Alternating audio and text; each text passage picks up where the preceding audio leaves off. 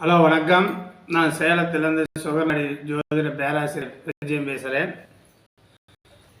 MKS astro TV பார்த்து கொண்டிருக்கும் ஜோதிட சொந்தங்களும் ஜோதிட நண்பர்களுக்கும், எம்கேஎஸ் அஸ்ட்ரோ டிவி பார்த்து கொண்டிருக்கும் ஜோதிட ஆராய்ச்சியாளர்களுக்கும், ஜோதிடம் பார்த்து கொண்டிருக்கும் ஜோதிடர்களுக்கும், எம்கேஎஸ் அஸ்ட்ரோ டிவி பார்த்து கொண்டிருக்கும் ஜோதிட ஆராய்ச்சியாளர்களுக்கும் சேலத்திலிருந்து உங்கள் அன்பு நண்பர் விஜயன், சுகநாடி ஜோதிட பேராசிரியர். அனைவருக்கும் வணக்கம். நான் சுகநாடியில் ஜாதகம் பார்ப்போம், ஜோதிடம் சொல்லிக் கொடுக்குறோம், ஜோதிட கிளாஸ் எடுக்கிறோம்.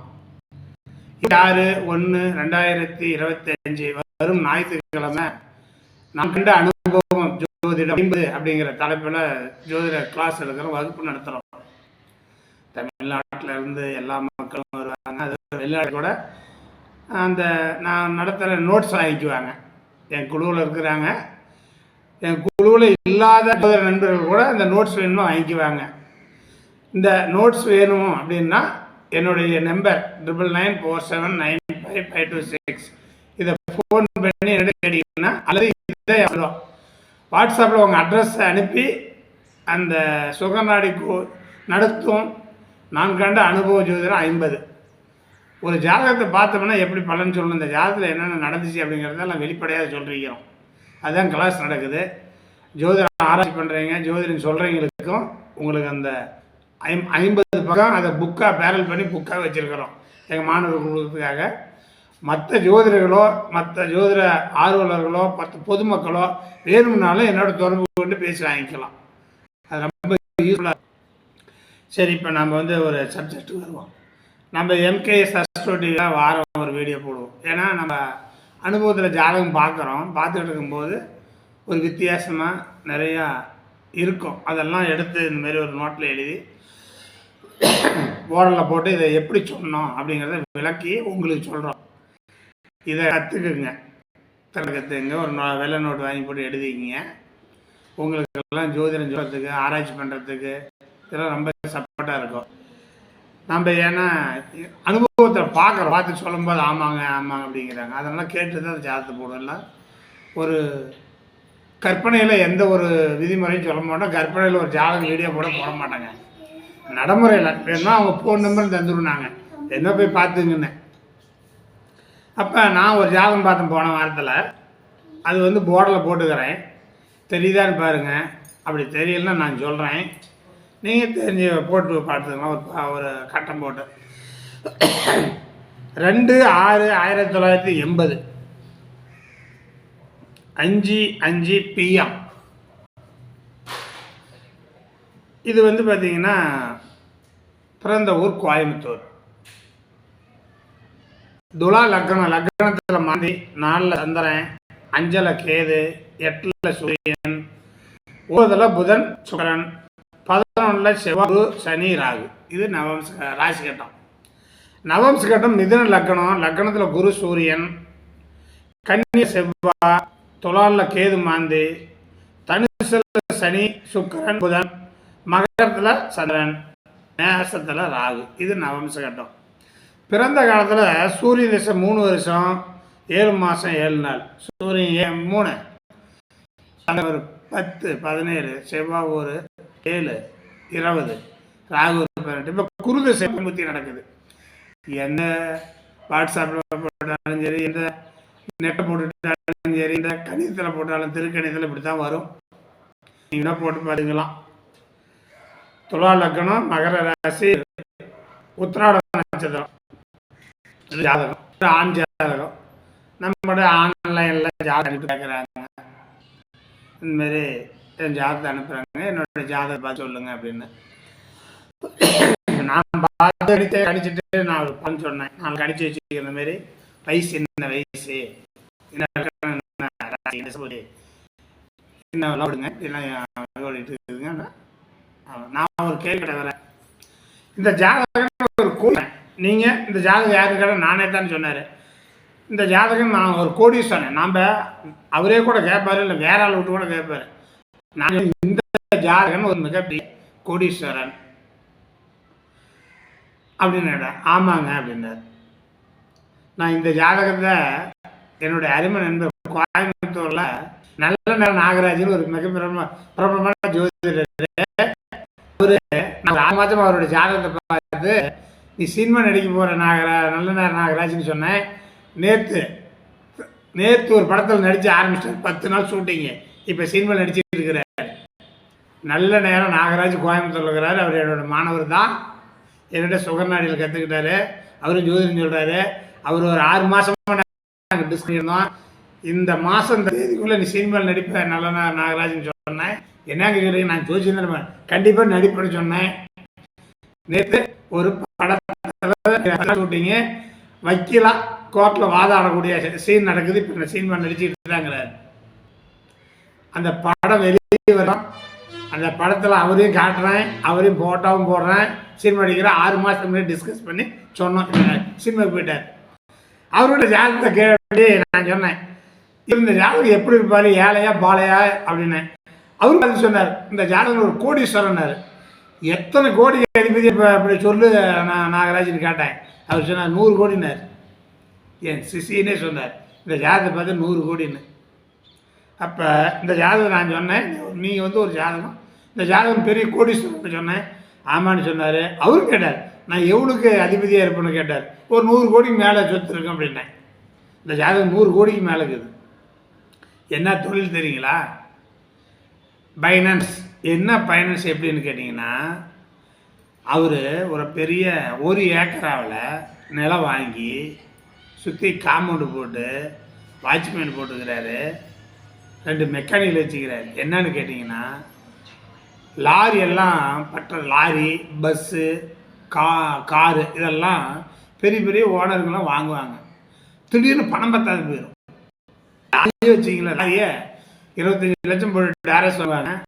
திடீர்னு பணம் பத்தாது போயிடும். இப்போ 10 லட்ச ரூபா பணம் வேணுங்க அப்படின்னு கேட்டால் 1 மாதம் 10 நாளைக்குள்ள லாரியும் ஆர்சி புக்கும் கொண்டு போய் கொடுத்துட்டா 10 லட்ச ரூபா பணம் கொடுத்துருவாரு. அப்பயும் கொடுத்துருவாரு. அடுத்தது பஸ்ஸும் கொடுப்பாரு, கால் கொடுப்பாரு, இந்த மாதிரி எல்லாம் கொடுக்குறாரு. அதுக்கு ஃபைனான்ஸ் ஆஃபீஸ் இருக்குது. அதெல்லாம் ஆர்டர் பார்த்துக்குவார். இவர் சும்மா கையெழுத்து போடுறது தான். அடுத்தது 5 ஏக்கரா 10 ஏக்கரா என்கிட்ட தோட்டம் இருக்குது. எனக்கு திடீர்னு ஒரு 50 லட்சம் பணம் வேணும்னா 10 ஏக்கரை நடத்தி இவர் வேலை கொண்டு போய் கரை பண்ணி வச்சிட்டிங்கன்னா உடனே 50 லட்சம் கொடுப்பார். 1 கோடி தருவார். இவர் ஒன்றும் எல்லாம் ஃபைனான்ஸில் பார்த்துக்குவார். இவர் போய் கையெழுத்து போட்டுருவார்.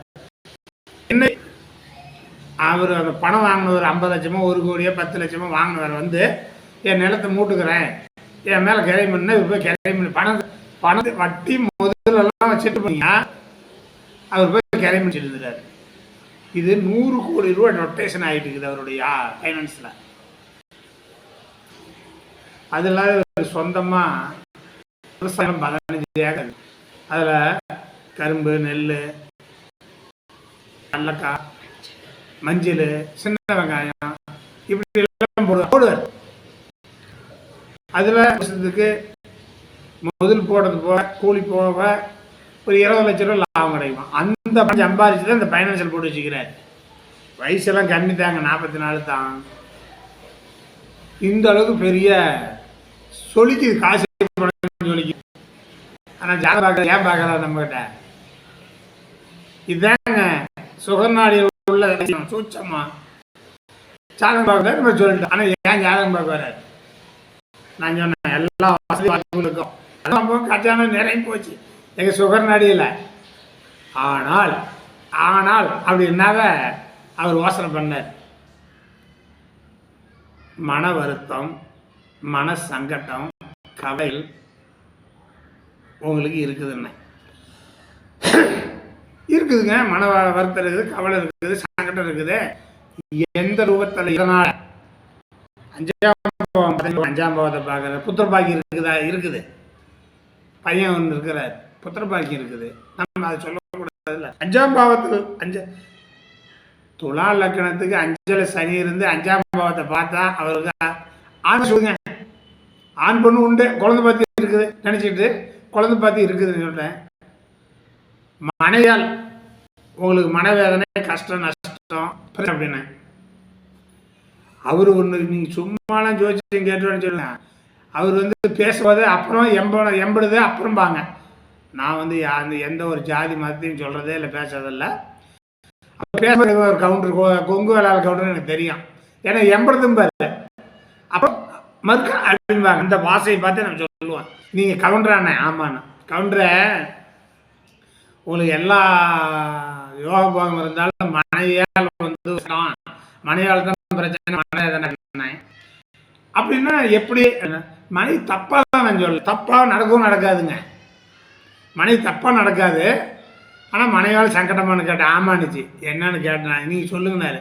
நான் சொன்னேன், உன் மனைவி உன்னிடம் பேசாது, அன்பு இருக்காது, ஆதரவு இருக்காது, சங்கடமாக இருக்கும். உன் மனைவி உன்னோட பேசாது, ஒரே வீட்டில் தான் இருப்பீங்க அப்படின்னு.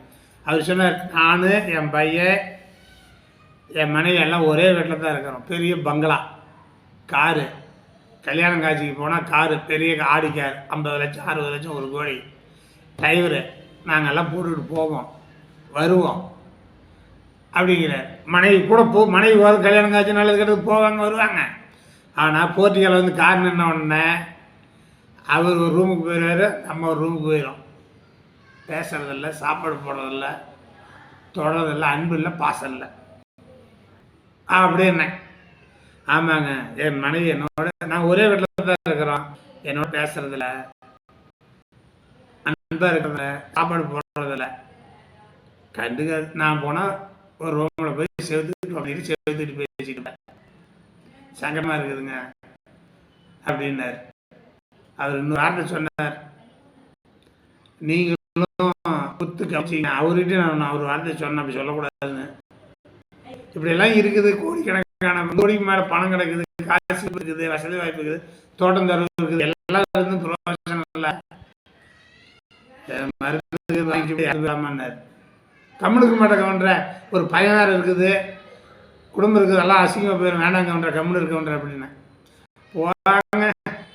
சங்க எல்லாம் இருந்து என்ன பண்ணுறது, புரோசனம் இல்லை. சங்கம் மனத்தை பாருங்க. நம்ம ஆதரவு சொன்னோம், ஏங்க சொத்து சோகம் இருக்குது, பையன் இருக்கிறான், இன்னும் என்ன வேணும், பேசலாம் போகுதுங்க, நீங்கள் போவாங்க வெளியில் சாப்பிட்டுங்க போவாங்கன்னு நுணுக்கமாக சொல்லிக்கிறேன். வெளியில் சாப்பிட்டுன்னு அவர் பண்ணுவார், அவருக்கெல்லாம் ஐடியா சொல்லணும், அதுமாதிரி நடக்குது.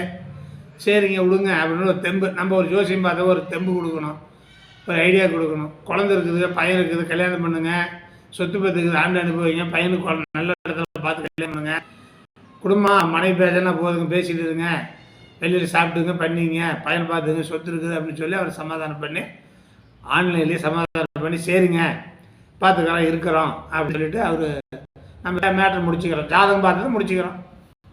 நமக்கு தட்சணை கொடுத்துட்றாரு. அவரும் சரி தொடர்பு கொண்டு மறுபடியும் சொல்லுவார், நான் எப்போயாச்சும் மறுபடியும் ஃபோன் பண்ணி கேட்டால் பேசிக்கலாம், எப்போ நான் ஃபோன் பண்ணி எப்போனாலும் பேசுங்களேன், நல்லது கேட்டதுக்கு ஏதோ ஒரு சமாச்சாரம் கேட்டால் சொல்கிறீங்களா, எப்போனாலும் சொல்லுவோங்க அப்படின்னு சொல்லிட்டேன். அதனால் அந்த ஜாதகம் முடிஞ்சு நம்ம பார்த்தோம்னா அனுப்பி வச்சு அதை போர்டில் போட்டு உங்களுக்கு விளக்குறோம். இதுக்கெல்லாம் விதிமுறைகள் வேணும் இல்லையா? ஏன் இவ்வளோ சொத்து இருந்து மனைவியிடம் அன்பு இல்லை, பாசம் இல்லை, வாழ்கிறதுக்கே விருப்பம் இல்லாத காரணத்தை எந்த கிரகம் முடிச்சு இதுதானே வேணும், ஏன் இதுதானே வேணும், இதுதானே உங்களுக்கு வந்து சுகர்நாடியில் என்ன சொல்லுதுன்னு கண்டுபிடிக்கணும். ஆமாங்க, எப்போவுமே நான் சொல்கிறேங்க கேளுங்க, எங்கள் சுகர்நாடியில் ஒரு கிரகம் நிற்கிதுன்னா அந்த கிரகமாகவே ஒரு கிரகம் எந்த நட்சத்திரத்தில் இருக்குதோ அந்த கிரகமாகவே மாறிடும். இதெல்லாம் ஆழமாக மனசில் வச்சுக்கிங்க. துலா லக்னம் மகர ராசி, மகர ராசியில் சந்திரன் யாரோட காலில் இருக்குது? உத்திராடம் 2ஆம் பாதம், அது சூரியனை மாறிடுச்சு. அந்த சூரியனை மாறிடுச்சுங்களா? அந்த சூரியனுக்கு 6 8 என்னென்ன கிரகம் இருக்கிறதோ அந்த கிரகாரம் அத்தனை அடிப்படும். இப்போ சந்திரன் இந்த இடத்துல சந்திரன் உத்திராடங்காலில் இதுக்கு 6 8 கிரகம், 4 2 6 கிரகம் அடிக்குது. சந்திரன் உட்கார்ந்த நட்சத்திரம் சூரியன், சூரியன் காலில் இருக்கும்போது சூரியனாக மாறிடும். சூரியனுக்கு 6 8 உள்ள கிரகமும் சூரியனும் நின்ற நட்சத்திர பகையாக இருந்தால் முழு பலனை இழந்துடும். இதுதான் எங்கள் சுகர்நாடி. இப்போ நம்ம 2ஆம் அதிபதி எடுத்துக்கலாம், 7ஆம் அதிபதி எடுத்துக்கலாம். 7ஆம் அதிபதி செவ்வாய், 2ஆம் அதிபதி செவ்வாய். அந்த செவ்வாய் யார் காலில் இருக்குது? செவ்வாய் சுக்கிரங்காலில் இருக்குது. சந்திரன் சூரியன் காலில் இருக்குது. சூரியனும் சுக்கிரனும் கடுமையான பகை. அப்போ ரெண்டாம் பாவம் தானே இழந்துருச்சா, மனைவியால் குடும்பம் சங்கடம் சலுப்பு சங்கடம் வந்துருச்சா. 3, 7, 11 காமத்திரிகோண ராசியா. ரெண்டாம் அதிபதி 7ஆம் அதிபதி செவ்வாய் 11ஆம் பாவத்தில் இருக்குதா, காமத்திரிகோண ராசியில் இருக்குதா. 3ஆம் தேதி குரு காமத்திரிகோண ராசி வந்துட்டாரா. 7ஆம் அதிபதி காமத்திரிகோண ராசி 11க்கு வந்துருச்சா. 3, 7, 11 காமத்திரிகோண ராசி தொட்டுச்சா. அந்த கிரகம் சூரியனுக்கு 6, 8 இருக்குதா, பாதிப்பட்டு இருந்துச்சா. மனைவி பேசலை, தொடலை, அன்பா இல்லை, பாசமா இல்லை. இந்த வேணுமா, இந்த விதி இல்லாத சோசியம் சொல்லாமா, சொல்லக்கூடாது. இப்போ விதி தான் முக்கியம், விதித்தான் நமக்கு ஜாதகத்துக்கு முக்கியம். அப்ப 2ஆம் அதிபதிக்கு 6, 8 பாவகர்கள் இருக்கக்கூடாது. 2, 3, 7 அதிபதிகள் காமத்திரிகோண ராசியில் போய் உட்காந்து அந்த காமத்தை கட்படுத்த கெட்டு போச்சு. அப்போ மனைவி குடும்பமாக இருக்கிறாங்க. ஏன்னா 2ஆம் அதிபதி 7ஆம் அதிபதி திருமண மேடை மனைவி, 2ஆம் அதிபதி குடும்பம் நடத்தக்கூடிய இடம். 2, 7, 11 தொடர்பு சிம்மத்தில் இருக்குது. அப்போ குடும்பம்லாம் இருக்காங்க. 2ஆம் அதிபதி நின்ற நட்சத்திராதிபதி, 3ஆம் அதிபதி நின்ற நட்சத்திராதிபதி, 4, 5ஆம் அதிபதி நின்ற நட்சத்திராதிபதி பகை தொடர்பு ஏற்பட்டதால் மனைவி வாழ்க்கை நடத்த முடியவில்லை குடும்பத்தில். அப்பதான் குடும்ப பாருங்க, இல்லறம் தான் நல்லதான். இவர் மனிதனுக்கு இல்லறம் நல்லா இல்லைன்னா நீ எத்தனை சொத்து கோடி இருந்தாலும் நல்ல. ஒரு படத்துல எம்ஜிஆர் நாகேசன் பாட்டு போடுவாங்க. அந்த பாட்டெல்லாம் எனக்கு இந்த சோசியத்துக்கு தான் உதவுது. காசிநாதனே என் தெய்வம் அப்படின்னு நாகேஷ் சொல்றாரு. எம்ஜிஆர் சொல்ற கட்டிய மனைவியே குலதெய்வம். அப்ப குலதெய்வங்கிறது மனைவி தான், குழந்தை குட்டி தான். அப்ப அந்த 2 பேர் பாட்டு பாடினாங்களே எம்ஜிஆர் நாகேஷன், கட்டிய மனைவி அந்த காசிநாதனே என் தெய்வம். எம்ஜிஆர் சொல்வார் கட்டிய மனைவியே குலதெய்வம். கட்டிய மனைவி அன்பு இல்லைன்னா பொழப்புகள் ஆகி இல்லைங்க. கோடீஸ்வரன் சொல்லிட்டார். கட்டிய மனைவி அன்பு பாசம் இல்லைன்னா வாழ்க்கையே வெட்டி. எத்தனை கோடி இருந்து எதுக்கு பிரயோஜனம். இத்தனை ஆயிரம் கோடீஸ்வரன் அப்பேற்ற வார்த்தை கேட்டார், இந்த பேர் ஆகட்டுமான்னு. சொல்லாத, அப்படிலாம் சொல்லாத, எதிர்காலம் பையன் இருக்குதுன்னு சொல்லிட்டான். எங்கள் ஊர் பக்கம் எல்லாம் டோரில் 20 கிலோ அரிசி போட்டாங்கன்னா வாங்கிட்டு வந்து வச்சுக்குவாங்க. 4 கிலோ உளுத்தம் பருப்பு, 4 கிலோ இட்லி வச்சு வாங்கிட்டு வந்து போட்டு இட்லி ஊற வச்சு ஆட்டி இட்லி சுட்டுக்குவாங்க. டூர் வச்சு வேவிச்சு பருப்பு குழம்பு வச்சுக்குவாங்க, சாப்பிடுவாங்க. பிரச்சனை முன்னாடி அவ்வளோ சந்தோஷமாக இருப்பாங்க. சீக்கிரம் வேலைக்கு போவாங்க. கோடீஸ்வரன் கோடியாக இருந்தாங்க. பாசம், சொந்தம், சுபம், பாசம்லாம் வருது. கோடியெல்லாம் பணம் கொடுக்காதுங்க. இதை உணர்ந்துக்குங்க. முதல்ல ஜோதிடமும் ஆன்மீகமும் ஒன்று தான் என்னை பொறுத்த வரைக்கும். கோடியாக பணம் வச்சுக்கிறவனுக்கு எவனுக்குமே நல்ல செல்வாக்கு இருக்காது, அன்பு பாசம் இருக்காது. காசு பணம் இல்லாதவங்க தான் நிறையா பாருங்க, நிறைய காசு பணம் இருக்காது. பிரசம் பொண்டாட்டி பிள்ளைங்க எல்லாம் ஒன்றா உட்காந்து சாப்பிடுவாங்க, சிரிச்சிட்டு சாப்பிடுவாங்க, சந்தோஷமாக சினிமாவுக்கு போவாங்க, சந்தோஷமாக கோயில் குளத்துக்கு போவாங்க. ஏழைப்பாளையாக இருப்பாங்க, வசதி வாய்ப்பு கம்மியாக இருப்பாங்க. கோடியாக பணம் இருக்குது, கார் இருக்குது, பங்களா இருக்குது. பொண்டாட்டி பேசலை, கணவன் மனைவி ஒற்றுமை இல்லை. எத்தனை கோடி இருந்து என்ன பண்ணுறது. வண்டி உருண்டோட அச்சாணி தேவை, அதுபோல் வாழ்க்கை உருண்டோட 2 அன்புள்ளம் தேவை. 2 விதி தாங்க ஜோதிடத்தில். உயிர்காரகம், பொருள்காரகம். அருளணி, பொருளணி. ஒரு ஜாதகத்தில் யாருக்கெல்லாம் பொருள் அணியில் பலம் பெற பெற பெற கோடீஸ்வரன் இருப்பான். அன்பு பாசம் பொண்டாட்டி பிள்ளை மனைவி பாசம் இல்லாத போயிடும், அது தொடர்பு இல்லாத போயிடும். ஒரு ஜாதகத்தில் உயிர்காரகம் என்று சொல்லக்கூடிய பொருள் அணியை விட்டுட்டு உயிர்காரக அணி அவங்களுக்கு வறுமையாக இருப்பாங்கன்னா கணவன் மனைவி பொண்டாட்டி பிள்ளைங்க எல்லாம் சந்தோஷமாக இருப்பாங்க. அருளெளி பொருளெளி, பொருளெளி பலம் பெறக்கூடாது, அருளெளி பலம் பெறலாம். உயிர்காரகம் பலம் பெறலாம், பொருளுக்காரகம் சுமாராக இருக்கலாம்.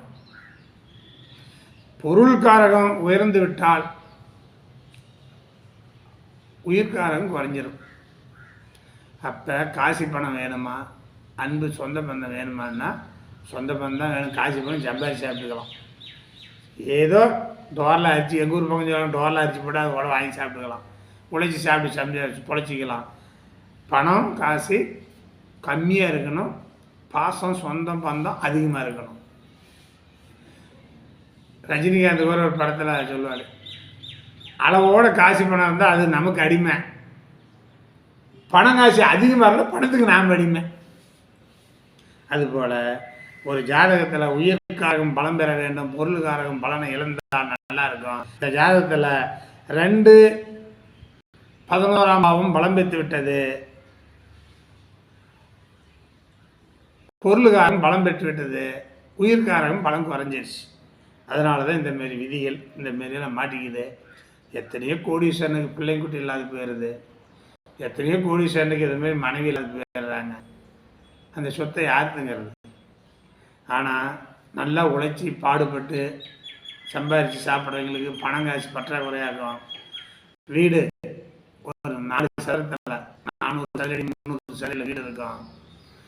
வேலைக்கு போவாங்க, சம்பாதிப்பாங்க, உழைச்சிட்டு வந்து சாப்பிட்டு கணவன் மனைவி 2 பேரும் அன்பு ஆசையை கொஞ்சி படுத்துக்குவாங்க, பிள்ளைக்குட்டி நல்ல பெற்றுக்குவாங்க. இதுக்கெல்லாம் உயிர்காரகம் பலமாக இருக்கும். உயிர்காரகம்னு சொல்லக்கூடிய பாவம் 1, 3, 5, 7, 9, 11. பொருளுக்காரங்கன்னு சொல்லக்கூடிய 2, 4, 6, 8, 10, 12. இந்த பாவங்கள் பலம் பெறக்கூடாது, உயிர்காரங்கள் பலம் பெற வேண்டும். அப்போ தான் நிம்மதியான வாழ்க்கை நல்லா இருக்கும். இப்போ ஒரு ஜாதகத்தை பார்த்தோம்னா பொருள்காரகம் பலம் பெற்றிருக்குதா, உயிர்காரகம் பலம் பெற்றிருக்குதா, இவங்க கோடீஸ்வரனா, வசதி வாய்ப்பு கம்மியாக இருக்கிறாங்களா, உறவுக்காரங்கள் தொடர்பு நல்லா இருக்குதான்னு பார்த்துக்கணும். இப்போ நமக்கு தேவை காசி பணம் கம்மியாக இருக்கணும், கணவன் மனைவி சொந்த பந்தம் ஜாதி சனம் பிள்ளை குட்டிகள் பேரன் பெதிர் எல்லாம் நல்லா இருக்கணும். ஏங்க இதுக்கு திருவள்ளுவர் கூட திருக்குறள் சொல்லுகிறார், யாழினது இனது என்பது மக்கள் மழலை சொல் கேளாதவர். அப்பா அறகுறைய பேசுகிறாங்கள, அப்பா அம்மா அப்படின்னு கொஞ்சிறாங்கல்ல, அதுதான் உலகையே மிகுந்த செல்வம். பேரம் பேத்தி தாத்தா தாத்தா நல்லா கூட சொல்லுவாங்க, தாத்தா தாத்தா தாத்தா இப்படின்னு மழலை சொல் தாங்க உலகத்திலேயே சிறந்தது, திருவள்ளுவர்னு சொல்லிக்கிறார். அதனால் நமக்கு பொருளுக்காரன் கம்மியாக உயிர்காரங்க அதிகமாக இருந்தால் வாழ்க்கை நல்லா இருக்கும். சிறப்புன்னு சொல்லி இந்த எம்கேஎஸ் அஸ்ட்ரோ டிவியில் சுகர் நாடியில் வாரம் ஒரு வீடியோ, ஒவ்வொரு வீடியோவும் புதுசாக இருக்கும், ஒவ்வொரு வீடியோவும் புதுசாக இருக்கும். ஒரு வீடியோவில் சொன்ன விதி இன்னொரு வீடியோ சொல்ல மாட்டேன், அரசமாவை அரைக்கிறதில்ல. ஏன் இந்த கொள்கை வந்துக்கிறேன்னு கேட்டிங்களா, ஒரு நாளைக்கு எடுத்து உங்ககிட்ட காமிக்கிறேன். எனக்கு புக்கு சோதனை புக்கு எழுதுறது 100கணக்கான புக்கு இருக்குதுங்க. ஒரு 5-6 பையலை போட்டு பெருசாக மூட்டை கட்டி வச்சுக்கிறேன். எல்லா புக்குலையுமே ஒரே மாதிரி அரசாவே அரைச்சிருக்கிறாங்க. சூரியன் 1 இருந்தால் 2 இருந்தால் 3 இருந்தால், சந்திரன் 4 இருந்தால், செவ்வாய் 5 இருந்தால், இப்படியே தான் பலன் சொல்லி ஜோசியமே சொல்ல முடியாது. வருத்தப்பட்டு தான் இதெல்லாம் தேடி அலைஞ்சி கண்டுபிடிச்சி சுவர்நாடி என்ன ஜோதிட ரகசியம் தெளிவாக சொல்லுது ஜோசியம் அப்படின்னு சொல்லி இந்த வீடியோ உங்களுக்கு போடுறேன். எம்கேஎஸ் அஸ்ட்ரோ டிவியை பார்த்து கொண்டு உள்ள ஜோதிட நண்பர்களுக்கு ஷேர் பண்ணுங்கள், லைக் பண்ணுங்கள், சப்ஸ்கிரைப் பண்ணுங்கள். உங்களுக்கு நான் போடக்கூடிய விதி அருமையாக இருக்கும், நான் சொல்லக்கூடிய விதி அற்புதமாக இருக்கும். ஜோசியம் சொல்லிங்களே உங்களுடைய சாதி ஜனம் சொந்த பிறகு அருமையாக இருக்கும், நம்ம சொல்லக்கூடிய விதி நல்லா இருக்கும். அதனால் எல்லாருக்கும் ஒரு சப்போர்ட்டாக புதுமையாக இருக்குன்னு சொல்லி எம்கேஎஸ் அஸ்ட்ரோ டிவியில் வாரம் வீடியோ போகிறோம், பார்த்துங்க, எழுதி வச்சுங்க, ஜோசியம் கற்றுங்க, ஜோசியம் சொல்லுங்க. அற்புதமாக சொல்லி உங்களிடம் விடைபெறுகிறேன். நன்றி, வணக்கம்.